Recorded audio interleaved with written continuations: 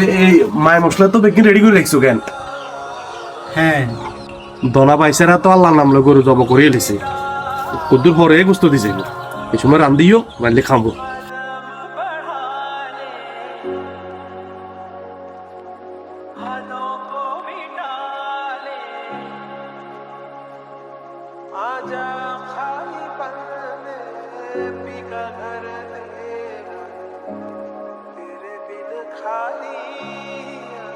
কি আরে তুই কইলে এতটা কষ্ট দি যাইব, এতক্ষণ হয়ে গেছে গো, কই কেউ তো অনেক কষ্ট দি যায় না। না আর মনে হয় ওই দনা পাইছে আরে কাছে কিনারে দেখেন না তো, এলে আর কথা ভুলে গেছে মনে হয়।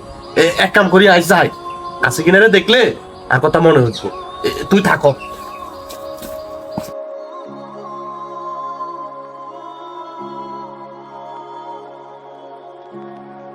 মফিজ ভাই, ভাই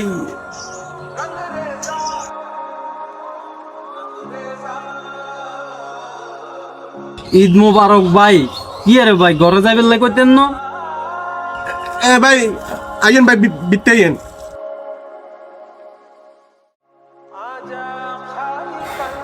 কারণ নাই কেন? হায় রে বাবরে, গরু গোস্ত কাটতে কাটতে বল হড়ে গেছে গো।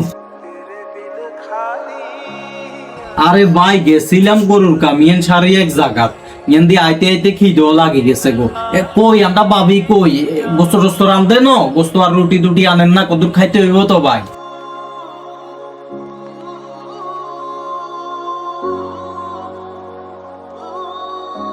কিসে ভাইসা, কোনো সমস্যা? আসলে ভাই আমরা তো এবার কোরবান করি না।